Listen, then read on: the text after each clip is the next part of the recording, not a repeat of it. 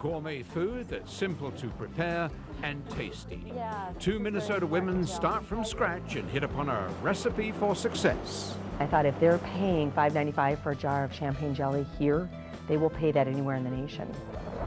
A corporate executive takes to the skies as she takes over one of the largest privately held companies in Minnesota. There are no borders, there are no limits. Everybody wins. And a farm boy from Owatonna gambles with an idea and hits the jackpot. I'm Jason Davis. Tonight, how some Minnesotans became rich beyond their wildest dreams. When we go on the road, there's a place I want to see. When we go on the road, why don't you come with me? Take a little ride, get a little windshield time. When we go on the road. It's not everybody gets to go to work in a helicopter, but Don Laughlin does. Minnesota farm boy turned multi-millionaire. His is a real rags to riches story. And it all started in a small town in southern Minnesota. I never was very excited about being a farmer. It's a beautiful way of life, but it never interested me much. I went in the barn one day when I was about 6 years old, stepped in the gutter, and I decided right then I didn't want to be a farmer. When I was 12, I bought a slot machine because I had the money. They were never legal in Minnesota, but they weren't hard to find. I found out after about a week that it's no fun to play with your own money because you're winning and losing your own money. So I put it in the store on a 50-50 commission with the proprietor, and it started making a lot of money. By the time he was 15, Don Laughlin had a string of slot machines and jukeboxes installed in bars and stores throughout southeastern Minnesota.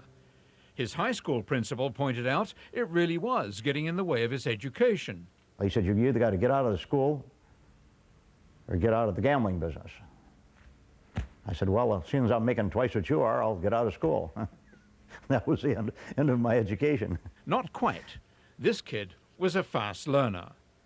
Gambling was illegal in Minnesota and the heat was on, so Don took off for Las Vegas. He ended up owning a popular club, sold it, and began to search for new opportunities. When he flew over a place across the Colorado River from a tiny Arizona town named Bullhead City, he saw his chance. Well, there wasn't much here. It was just an 8-room motel and a little bar and restaurant that was closed up. But the little ramshackle building was in Nevada, and gambling was legal in that state. Not so just across the river in Arizona and 10 miles upstream in California. It looked like a cinch to support at least one casino. In his wildest dreams, Don Laughlin couldn't have guessed nearly 40 years ago what is here today. A boomtown named by a post office official many years ago. Without smiling, he said, Laughlin's a good Irish name. Why not? Don Laughlin's gigantic riverside hotel and casino now anchors and dominates a garish strip of similar operations in the town of Laughlin, Nevada.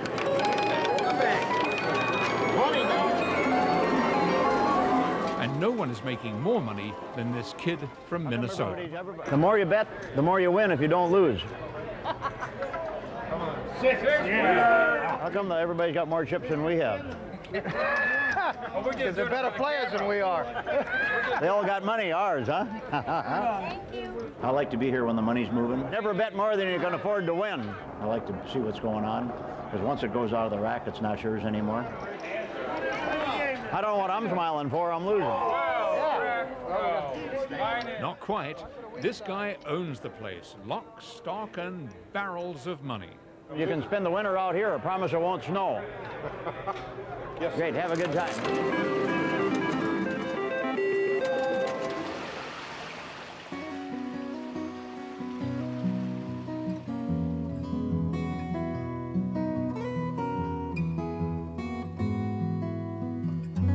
We can make this room as dark as night.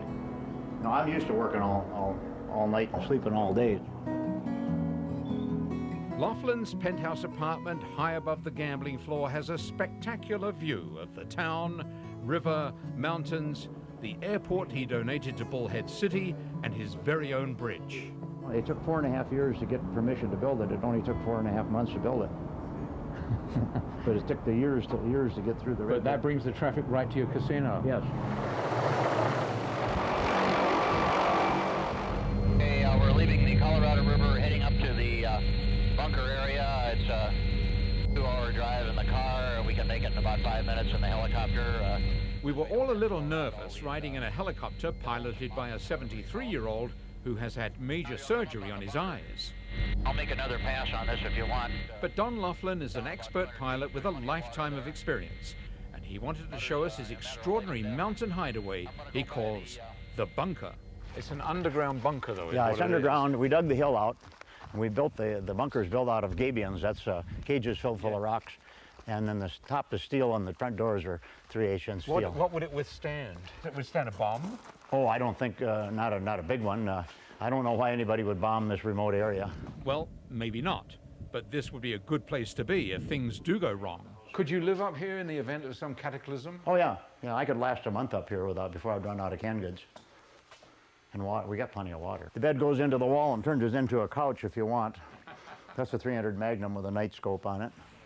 You wouldn't describe it as cozy, but the view from the bunker is breathtaking.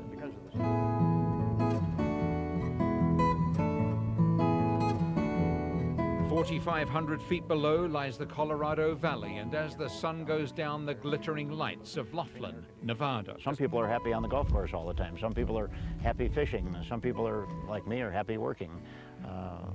Can money buy happiness? No, but I think it helps. And of course, at one time, I was probably $75 million in debt. And that's all gone away now. That's all been wiped out several years ago. And I never intend to go back in debt again. You don't owe anybody anything? No. Not many people can say that. No, well, it took a lot of 16-hour days, 7 days a week to get there, though. So you own it all? Outright? It's all paid for, yes. It's all bought and paid for. Yeah, I will never borrow money. I don't believe in it.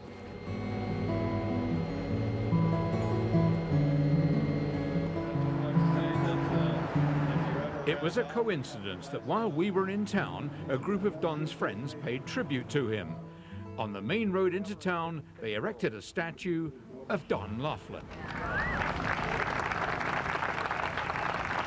They got awful tall. Don Laughlin was obviously pleased with the twice life-size likeness, which might provide him with some kind of immortality in the town that bears his name. But just to be on the safe side, he says he's taking hormone and testosterone treatments. He's betting he'll be able to live longer. Being a gambler, I always try to weigh out what the best odds are going to be on anything. And when he eventually loses the game of life, he plans to have his body frozen. And they preserve the body after your death, hoping that in the future, as science progresses, that they will be able to reanimate you and you could live again.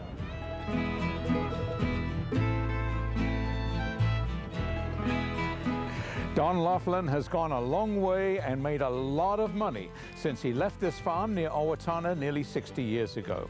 But it just goes to prove that given enough drive and determination, we can all succeed beyond our wildest dreams.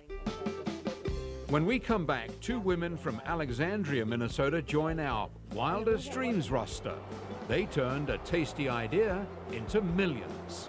If you do what you love, the money will follow. And you'll hear how this well-known Minnesotan proves to herself she's ready to handle billions without fear. Straight up in the air. Then we go on the road. Flip her upside down. Here we go on the road. We've been taught to believe that fortunes are won and lost on Wall Street. But some successful people do begin their cash-making careers in small towns and cities. Take two young women from Alexandria, Minnesota for a very good example.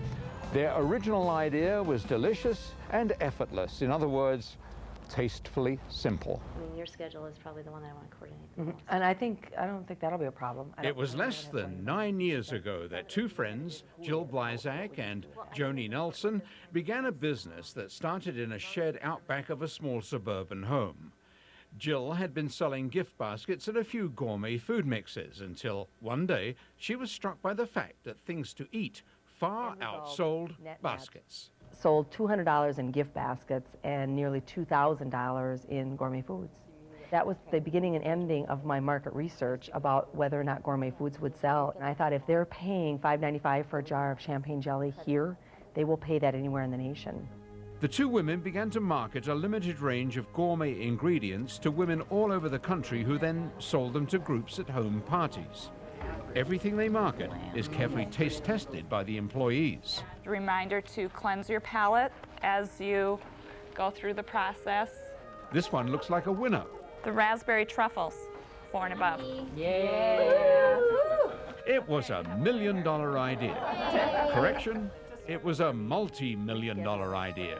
I said, Joni, I just ran these numbers, and I show that in the 5th year, this could be an $11 million company. Right on target, Tastefully Simple grossed more than $11 million in its 5th year. Since then, they've been on a roll. This year will achieve over $113 million in sales. $113 million a year and climbing. From their humble beginnings in a shed behind a house in Alexandria, their little operation has become one of the fastest growing companies in the nation. This is doing business in a big way. And with heart. More than 350 employees, or team members as they're called here, labor in surroundings that don't stop short of luxurious. When we work in an environment that we know we're valued, and we know that what we do makes a difference, that makes all the difference in the world. When Jill and Joni saw that a farm they had admired every day on the way to work was for sale, they bought it to preserve it. They rather aptly renamed it Lake Bountiful. We consider that part of our tithing because we want to open that land up for walking trails for the community and for people to come and enjoy. Oh, we're going to look at the blueprints? Yeah. While they earmark a portion of their profits for community projects, these two successful women are also enjoying the fruits of success. You know, I was just looking at your office here, Jill, Yep. and I was thinking, instead of a patio, A pool? that's what I was thinking. I was thinking too. And then I'm wondering if 3 assistants would be enough for you, if maybe we should add a few more. All joking aside, both women have known tough times. Joni was a single mom with 2 kids when they began the business. But I also know what it's like to have a box of macaroni and cheese last a few days, too. Asked if they are now rich beyond their wildest dreams, both of these women say they fully expected their company would be a huge success, but their efforts had nothing to do with money. I don't measure my happiness by finances, so that's a very difficult question. Tastefully Simple definitely has brought me satisfaction. As far as the financial success, I think what it allows is the opportunity to just explore more dreams and more adventures. Our next story is about a successful woman in her own right, but one who inherited an ongoing business from her father. We first met Marilyn Carlson Nelson in 1998 when she was about to take over the family's multi-million-dollar business. Kirk Carlson began the company in 1938 selling gold bond stamps. Last year, the company employed 180,000 people and did over $6.5 billion worth of business. So Marilyn is really a high flyer, in more ways than one. I'm doing it because I believe in symbols. It takes individual courage. Change takes courage. To do new things takes courage. Ellis Air Force Base in Nevada is the home of the famous Thunderbirds. Marilyn Nelson has been invited to fly with these acrobatic aviators, but first she must be fitted with a gravity suit and be prepared for emergencies. And what it's going to do as you're flying around, it's going to inflate. and it'll keep the blood from pooling at your lower extremities. Marilyn's flight will expose her to 9 times the force of gravity. She'll spend a lot of the time upside down or going straight up or straight down close to the speed of sound. Conditions that would terrify many people, but this is one corporate executive who thrives on challenges. There are no limits, there are no boundaries, there are no borders, there are no limits.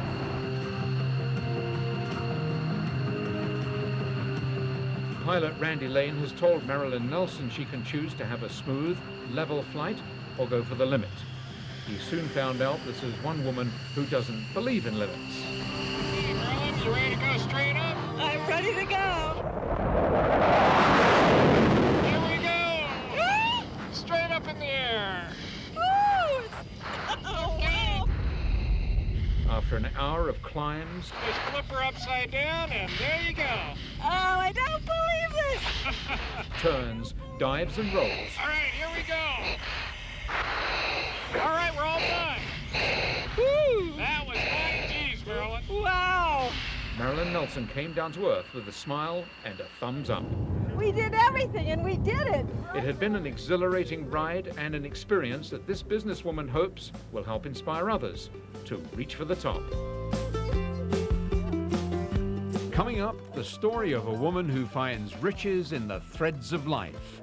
And we've got a game for you to play. Let's just say the newest member of our staff has a lot in common with a famous movie producer. When we go on the road.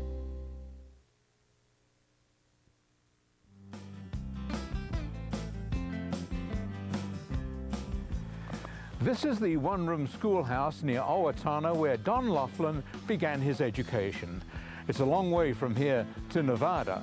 Each week we're going to try and bring you news about the things to do and see in the places we travel to. Tonight we thought you'd like to know how to get to Laughlin, Nevada, and what you'll find there. Don Laughlin says he made his fortune providing a resort for people who don't want to pay the higher prices of similar vacations in Las Vegas. And a partnership with Minnesota-based Sun Country Airlines has benefited them both. Nearly 2,000 people take advantage of the highly discounted air hotel packages every week. Rooms at Don Laughlin's Riverside Hotel can be had for as little as $20. They're small, clean, adequate, but definitely no frills. You'll have to bring along your own hairdryer, alarm clock, iron and refrigerator. At the Riverside, visitors can see the largest private exhibition of classic cars in the country. The admission is free. And we found the city has some beautiful scenery. Boat excursions are available on the Colorado River, and a multi-million-dollar trail system in the mountains is being developed for trekkers. But no destination is complete without a trusty sidekick, an unquestioning companion, a giver of unconditional love. So I'd like you to meet my new buddy, Hitch. This tardy toad had evidently missed the chance to hibernate and was frozen out. Homeless and looking for a friend. It ain't easy being brown and warty when you're looking for a ride. But we found this little guy irresistible. Each week we'll feature this on-the-road toad in one of our stories. If you see him, you could win an on-the-road souvenir. Just click on the Road at KSTP.com. Every week we'll bring you an on-the-road classic. Tonight, a heartwarming story about a woman who finds great comfort and a little money in a pair of old jeans. Coming up next, a story we call Patches. When we go on the road. Coming face to face with those who suffer from a deadly illness can change a person's life. I'd never seen anything like that. I'm Jason Davis. Join me as we talk with Channel 5's Harris Faulkner about her personal journey to the homeland of her ancestors. That's next week's On the Road, Saturday night at 10:35.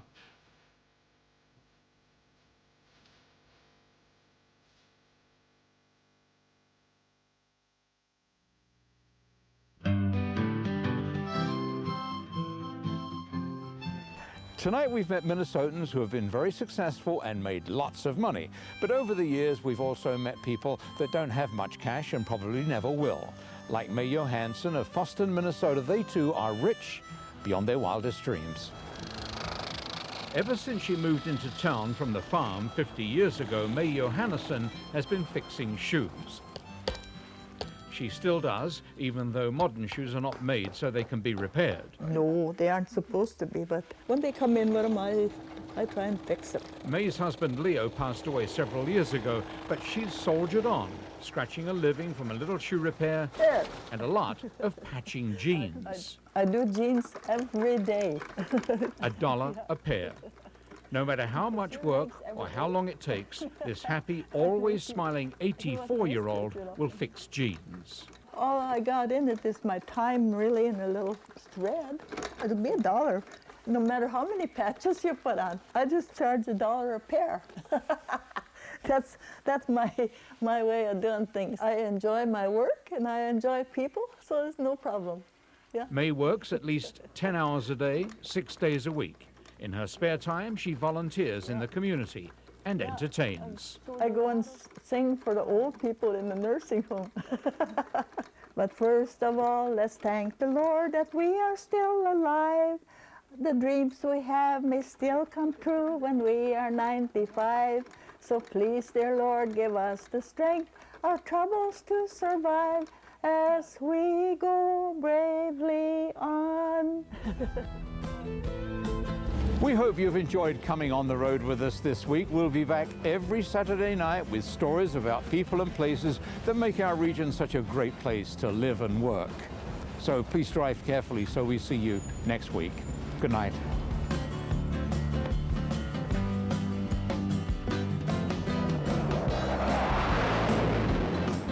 When we go on the road, there's a place I want to see. When we go on the road, why don't you come with me? I don't know what I'm smiling for, I'm losing.